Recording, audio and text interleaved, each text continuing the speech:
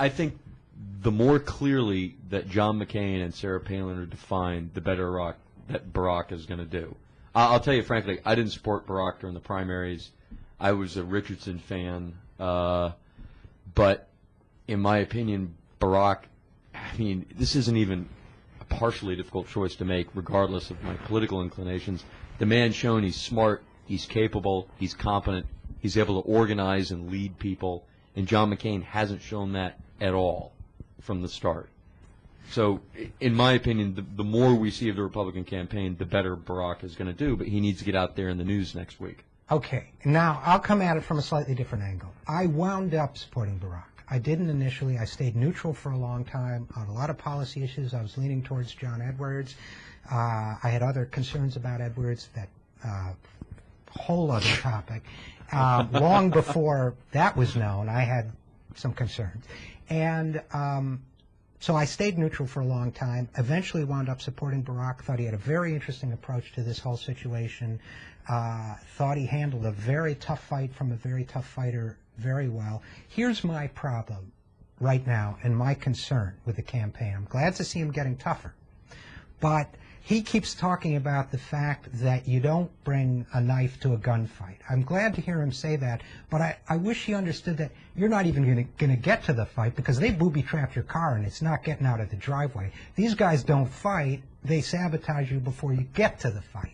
These are guys who really, we were talking at the break about voter caging and about some of the other strategies. So while I'm pleased to see him get tougher, I have a little bit of ongoing concern about, does he understand the magnitude of the resistance he's going to be up against in the next 2 months? Barack's people need to come out and they need to hit hard. They need to hit hard and define John McCain as to who he is, and no sacred cows and no subject can be untouched, and go after this guy and do everything you can to utterly destroy him before the election. He's crooked, he's cancerous, he's prone to use force, he's hot-headed, he doesn't think through decisions. This guy's going to be a disaster of a president, if elected. The American people need to be made very aware of what they're choosing. Because a lot of people go, oh, well, how much worse could it be? Let me tell you something. It could be a lot worse. It can always be worse. As long as you have electricity and water and functioning civil authorities, it can always be worse than what it is. We're going to have to bring you out of your shell on this whole McCain thing. No, I'm with you. I think that it's a very scary time right now.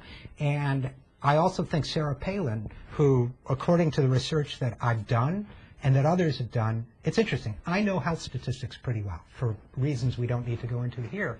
So I did a little analysis myself using actuarial tables and medical information. I was going to write about it if I ever got around to it, on the likelihood of John McCain dying in his first term in office. And I got 25%, which is high. That's pretty high. Someone else just did an analysis using somewhat different information and published it. They got 25%. So I'm going to say that 25% likelihood of a President John McCain dying in his first year of office is a pretty fair number. And then you get the idea that he might resign, that there might be something staged to have him go out in the last year so that Sarah Palin can run as an incumbent because he's going to be old, and I think he's going to frankly, I'm not concerned about him dying.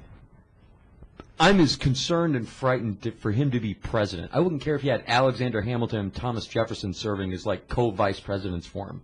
As the president, his finger's on the nuclear trigger. See, here's where I'm going with this. You're scared of John McCain. I'm scared of John McCain. I am twice as scared of Sarah Palin. I think that people who underestimate her abilities and her ruthlessness and the extremism of her positions are really kidding themselves. I think that you just said things could get an order of magnitude worse if John McCain becomes president. Here's the thing. Another order of magnitude for Sarah Palin. If you've noticed, where did the big event take place where the crowd went wild for Sarah Palin? They had a huge John McCain rally. You know where it took place? Colorado Springs, Colorado. I'm from Colorado Springs, Colorado. There's like hundreds, literally thousands of Sarah Palins in Colorado Springs, Colorado. But you know what? It's a very unique town. And it doesn't look like the rest of America, and it doesn't think the way the rest of America thinks.